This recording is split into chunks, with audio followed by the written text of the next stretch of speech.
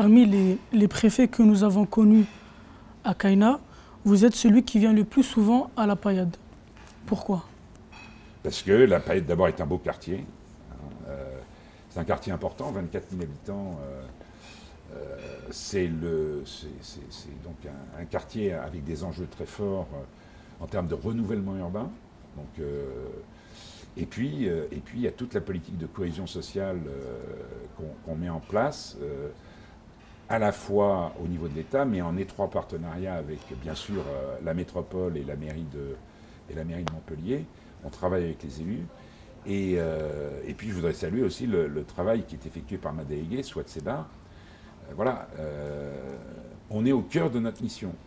On est au cœur de notre mission. Je considère que, je vous ai évoqué tout à l'heure les missions préfectorales, la mise en œuvre des politiques publiques. Et pour être plus précis, il y a une des politiques publiques majeures, c'est la cohésion sociale qui passe à la fois par le développement académique et l'emploi et par toutes les politiques de solidarité qui sont mises en place.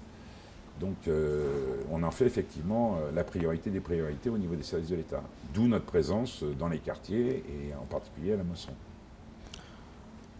Quelle image avez-vous de ce quartier-là? Une bonne image. Une bonne image. D'abord, c'est un beau quartier. Comme vous l'avez dit. Qui est bien desservi par les transports en commun. Ça, c'est un point très important. Avec aéré, enfin, il y a des espaces verts, il y a cette coulée verte. Alors, il y a eu du travail à faire sur la rénovation. Mais voilà, il y a le lac des Garrigues. Quand on dit le lac des Garrigues, il y a ce qui sera aménagé dans le cadre de la rénovation, un véritable parc de la Mosson. Donc, c'est aéré, c'est en même temps, il y a des enjeux de rénovation évidents parce qu'il y a beaucoup de copropriétés dégradées, il y a des logements dégradés, donc il y a des opérations à entreprendre qui ont commencé à être entreprises sur les Hauts-de-Massanes dans la période précédente. C'est des tours qu'on a fait disparaître. La dernière, c'est la tour d'Alembert. Donc là, il y aura la même chose à faire sur la tour d'Assas. Il y a des copropriétés qu'il faudra aussi traiter, démolir. Donc reconfigurer l'espace, reconstruire aussi, bien sûr. Et puis apporter surtout dans le quartier, ça sera un enjeu majeur de la rénovation de ce quartier. Il y a aujourd'hui le parc 2000 qui est aux portes de la Payade. Il faut véritablement amener les activités économiques au cœur de la Payade. Et ça va être un des enjeux du contrat de rénovation urbaine sur lequel on est en train de travailler avec Philippe Sorel et qui devrait être finalisé à la fin de l'année prochaine. Et ça va être un programme très ambitieux qui va se dérouler sur plusieurs années. Depuis votre nomination, quel bilan faites-vous sur le travail réalisé par l'État dans le quartier de la Payade? Un bilan général. Alors le bilan, il est globalement positif. D'abord la sécurité. On a été retenu comme quartier de reconquête républicaine par le ministre de l'Intérieur, ce qui nous a valu l'affectation de 21 fonctionnaires de police supplémentaires. Donc l'idée, c'est d'avoir une police proche des citoyens, à l'écoute, et en même temps réactive contre les petits dealers.